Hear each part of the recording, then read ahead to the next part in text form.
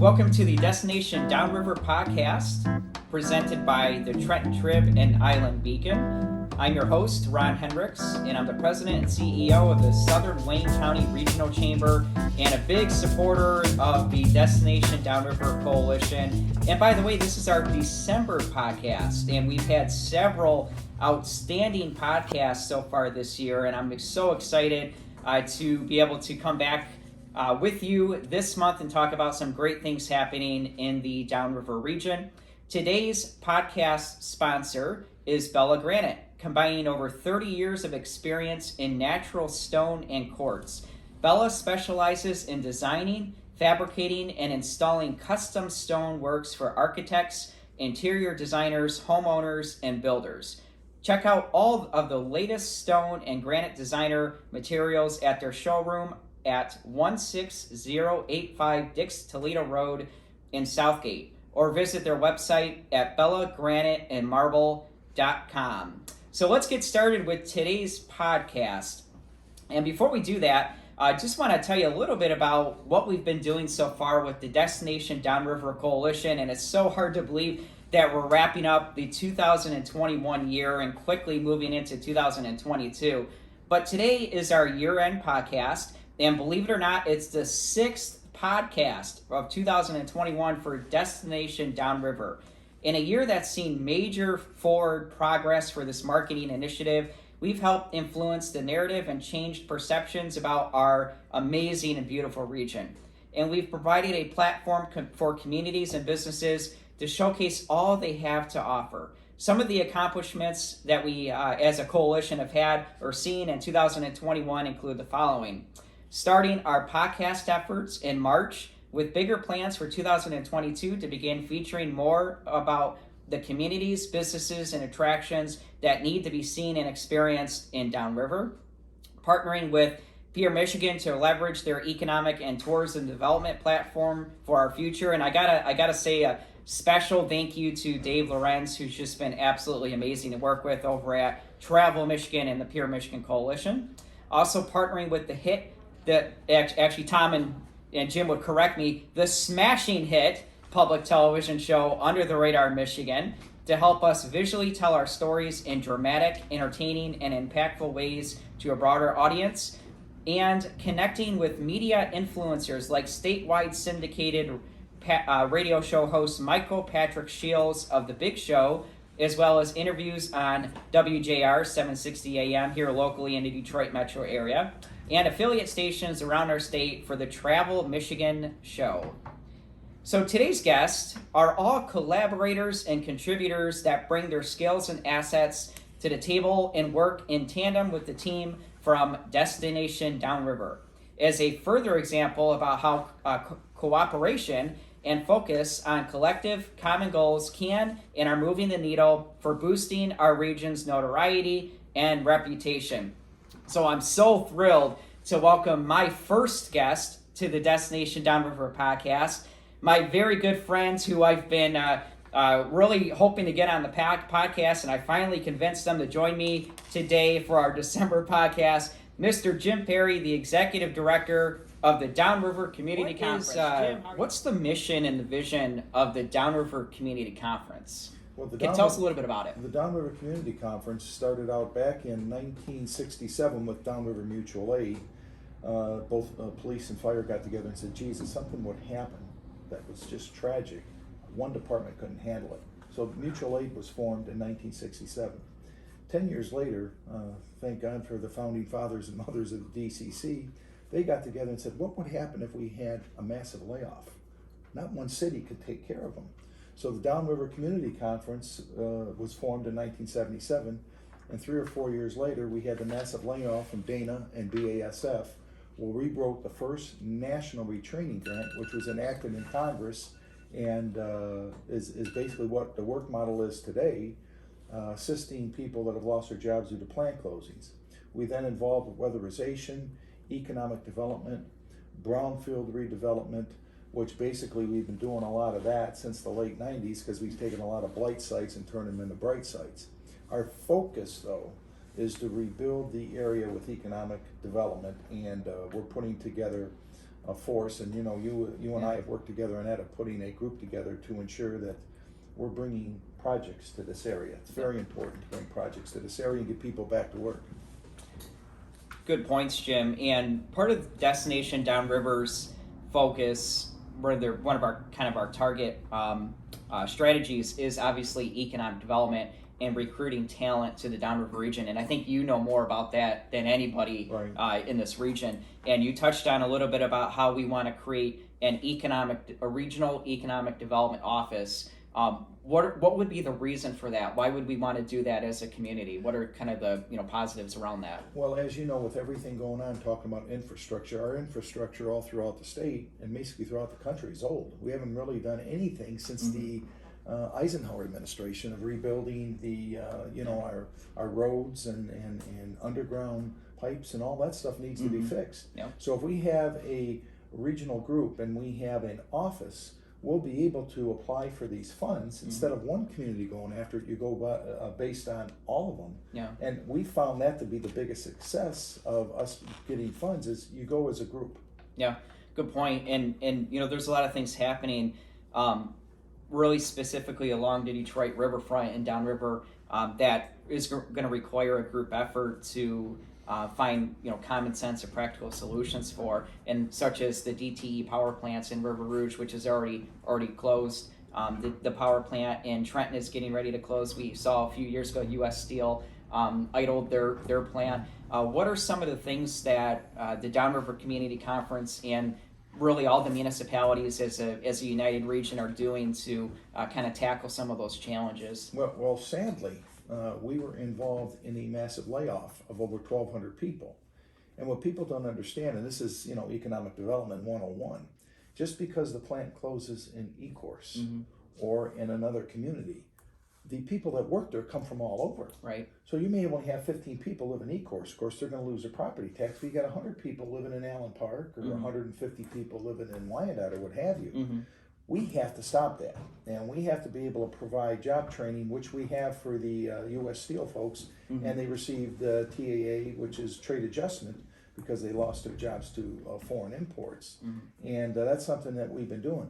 But we need to start keeping jobs here and replace those. Right. From 79 to 1979, 1983, we lost 62% of our industrial base. And we've been playing catch up since then. We've had a little recession here, a recession here. The 2008 housing recession was just awful to everybody. And, we put together helping people stay in their homes.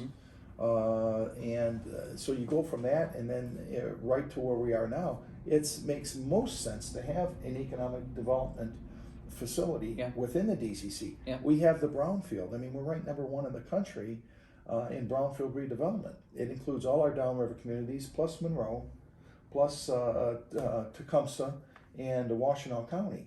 And that's what it's all about. If you partner, it's not about politics, it's about projects. And it's been so successful, we want to do the same thing with economic development. And then as you know, we've banged down a lot of doors.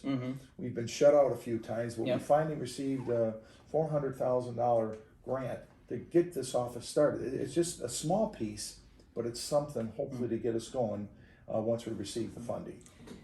Yeah, we were, here at the chamber, and this, Jim, we were extremely excited to hear about the $400,000 being allocated in the fiscal year 2020 budget, and a special thank you to State Representative Tullio Liberati, who played a major role in that, for the DCC and here for our Downriver region. And we talked a little bit about the challenges that we kind of see along the riverfront and throughout the community moving forward. But today's topic is harnessing the power of partnership, and I think that Downriver is very unique because, we understand these challenges that we have, but it's through partnership that there's a lot of positive things that are happening, and there's some real dynamic solutions that are coming out of these partnerships, and it's making Downriver a great place to bring your business, to locate your family, to find employment, because Downriver is all about partnerships. And Jim, you and I talk about this all the time. I don't know of any other place, maybe even throughout the country, where you have a Chamber of Commerce, the Southern Wayne County Regional Chamber, working hand in hand so closely with an organization like the Downriver Community Conference. Talk a little bit about that. Well, coming from a sports program, no one person is bigger than the team. Mm-hmm. I couldn't do my job without all the communities, the chamber. I mean, when business works, people work. So what better combination to have is than having a chamber that has businesses, that has job openings, and then having somebody that retrains folks and puts them back to work. The issue we have, and it's all throughout the country, we got to get people back to work. Mm-hmm. That's the biggest issue we have right now. You and I hosted a job fair back in July, and we had 31 employers. We had 100 people there. All of them went to work. Mm-hmm. And they were saying, what a great job. Mm-hmm. I mean, that was terrific, the job you did. And I'm sitting there saying to myself, we used to have 800 people looking for work. Right. Yeah. That's basically what we need to get back to is we got to get people back working. And that's the vehicle. Finding work is a full-time job. We provide the tools. That's our motto at DCC. We got to get back to that. But, you and I have been hustling and bustling because of the COVID issue. We took a resolution back in April of 2020 to assist our businesses, to help them get the funding. And it was 24/7, but it was a challenge, but it was a lot of fun. And we did what we were supposed to do and helped a lot of businesses and restaurants out. And we can't afford to have that again. I mean, we have to keep the ball rolling. And but there's challenge after challenge, and we seem to meet them. But I want to talk about plant openings, not plant closings. Yeah, and I just think about partnership, and it's right now as we record this podcast, it's this is the December 2021 podcast, and I think about the past year and a half, and believe it or not, almost 2 years that we've been going through this pandemic, and the DCC and the Chamber came together, and we put together our Support Downriver campaign, really focusing on supporting local job providers and our workforce and entrepreneurs. And today, December, over the past several months, we've been facing a worker shortage crisis. And again, we're rolling up our sleeves and we're working together to overcome historic employment barriers, working to ensure that our public officials are investing into critical programs like quality and affordable childcare and regional mass transit and job retraining programs like the Going Pro Talent Fund and other programs at Michigan Works and the DCC and the Southeast Michigan Community Alliance and others. That's the power of partnership, because here in the Downriver region, we see the problems and we all come together as a united community. We roll up our sleeves and we get the job done. And Jim, that's what the past 41 years that you've been serving at the Downriver Community Conference, that's been your whole approach, is let's all come together and roll up our sleeves and find common sense solutions to some of these problems. Yeah, I'm not looking for credit. I'm not looking for, hey, you did this. If we do it and you have many people's hands, in the dishwater, everybody's going to get cleaned up and everybody's going to be happy. So no one person is bigger than a team. I mean, that's the way it goes with me. And I've been, you and I've worked on that, and with the Destination Downriver, we want to show this place off. Mm-hmm. It's a great place to live. It's a great place to go to school. And it's a great place to work. You said many hands in the dishwater. Sometimes that water gets a little dirty. But here in Downriver, we know how to make it really extra specially clean. Well, I tell everybody, we eat nails and spit out the rust. That's what we do down here. So we got to be tough and we got to be resilient. I think we've done that. But I think the best is yet to come. I really do. I agree with you 100%. So as we wrap up this portion of today's podcast, I want to ask you, obviously, this is the Destination Downriver podcast. And Destination Downriver is a truly special and unique coalition that's working to promote the community, the many different special destinations and attractions, and also recruit talent to the region. So you personally, Mr. Jim Perry, what is so special about Downriver in our region to you personally? I think it's about, when you look at the Downriver Community Conference, 20 communities, we all work together and assist each other on different programs, whether it be job training, whether it be weatherization, whether it be economic development. I think it's the people that make Downriver. I've had so many people come from out of town saying, people here are so friendly. People here are just nice. People here care about each other. And we do. And I think the success of the Downriver, the Chamber, all the businesses, our educational group is very important to keeping that ball rolling. But like I said, I think the best is yet to come, because we have to start doing some things to make things better. Especially, you talked about the communities on the water. I mean, look, we have the water, we have the airport. We've been talking about that for years. It's about time we start developing that. And I think that's the way we're going to get our young people to stay here and want to be part of the Downriver like we have for so many years. Yep. Well, I got to tell you, I'm excited to be a part of Downriver, and it's just been a great conversation with you, Jim. Thank you. And you've been listening to the Destination Downriver December podcast, sponsored by Bella Granite. And my guest has been Mr. Jim Perry, the Executive Director of the Downriver Community Conference. And stay tuned, because we have another great guest coming right after the break. We'll see you then. Welcome back to the second segment of the Destination Downriver podcast. My name is Ron Henricks, and I am your host. And the podcast, again, is presented by our good friends at the Trenton Trib and Island Beacon. So thank you so much to Kathy Kane and her team. And then also today's podcast sponsor is Bella Granite, located at 16085 Dix Toledo Road in Southgate. You can visit their website at bellagraniteandmarble.com. So thank you to our friends at Bella Granite, today's sponsor. So the second half of today's podcast, we're going to be joined, or are being joined, by Brian Pollock, who is a Groesio resident. So he lives here locally in the Destination Downriver region. But Brian also serves as a planner at the Southeast Michigan Council of Governments, locally known as SEMCOG, here in the Metro Detroit region. So Brian, it's great to have you. Thanks for joining us on this month's Destination Downriver podcast. Thanks for having me, Ron. Happy to be here. It's a pleasure. And Brian, we know a little bit about obviously what SEMCOG is, but I totally realize that there's probably a lot of listeners who may or may not know what SEMCOG does, what the vision is, what the purpose is. Can you kind of give us a little bit of maybe a summary of SEMCOG, but then also tell us a little bit about what you do as a planner? Yeah, thank you. So SEMCOG, or Southeast Michigan Council of Governments, is a regional organization that helps support local planning through technical data, intergovernmental resources, and it helps improve the quality of our region's water, makes transportation systems safer and more efficient, revitalizes communities, and spurs economic development. So, we assist local communities, but, through, regional issues that transcend those, jurisdictional boundaries. And specifically, I'm a planner, so I work a lot with transportation-related issues. So oftentimes, I'm working directly with communities to make them more walkable and more bikeable.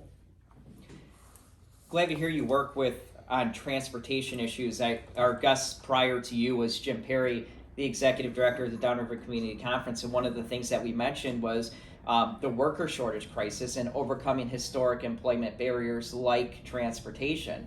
And one of the great needs in our region and throughout Metro Detroit is the need for a regional mass transit system. So I'm sure that you're working hard on that. We appreciate all of your efforts, Brian, on transportation.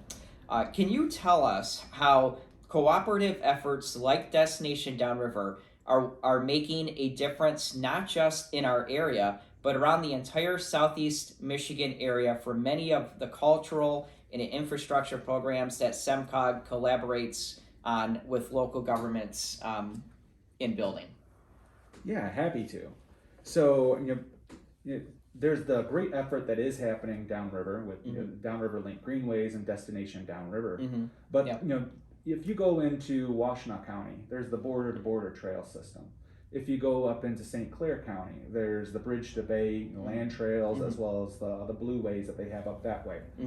More often, when you go to a community, you can, through a part of Michigan or a part of the state, there's a shorthand, there's a branding aspect to where you're visiting. And so that way it's easier to actually talk about the collective good that's happening in that area. So, we go up north collectively. Well, we know that's, a collection of communities as well. So by having the branding aspect and talking about downriver together, rather than just your Wyandotte or Flat Rock or individual communities, it's just so easy to, pop up an image of what that is. And if we have efforts like Destination Downriver and the Downriver Link Greenways that visually shows what's happening in that area, gets people excited about these opportunities, the gem that is Downriver. The easier it's going to be to sell people to one, come here if they're not from the area, but also let people know in our neighboring communities about all the great opportunities that are here, rather than having to travel in order to get leisure activities. Brian, that's a really great point, and that's actually that's a point that we focus on often with the Destination Downriver Coalition, and that is the need for us to work together as a united community, especially when it comes to promoting travel and tourism, recruiting talent to the region, and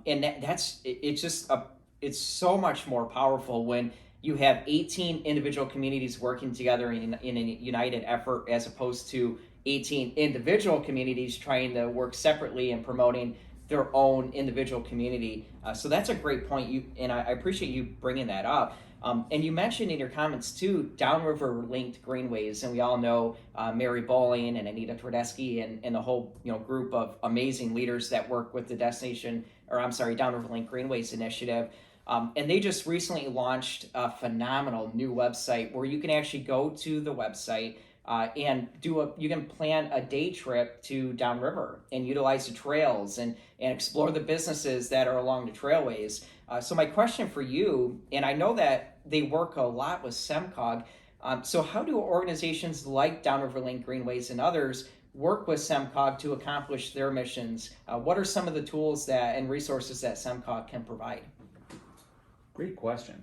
So we've been working with the Downriver Link Greenways the entire time I've been at SEMCOG, which has been 14 years. Okay. And I know the relationship goes back farther than that. But oftentimes it starts with those technical resources. So if you go to our website, you will see a bicycle and pedestrian planning webpage, and within there's information about the regional plan for all 7 counties. Okay. And the relationship that it has with MDOT, which is a joint plan, so Michigan Department of Transportation. And so if you go there, you'll be able to identify all of the bikeways across Southeast Michigan. Yeah. And that includes bike lanes, shared use paths, the simple bike routes. We recently were able to collect all of the sidewalks within Southeast Michigan, so you can know where there's existing sidewalks as well as the gaps within there. We've got crosswalk markings within that data. We've also been able to do crunch data from other parts of our organization to be able to create latent demand areas where we can see that there's probably demand for people walking and biking in these areas, and so if you build it, they'll come. It's a good bang for your buck in those regards. As well as we show the planning efforts of what other communities are working on, and so that way you can build facilities that cross jurisdictional boundaries.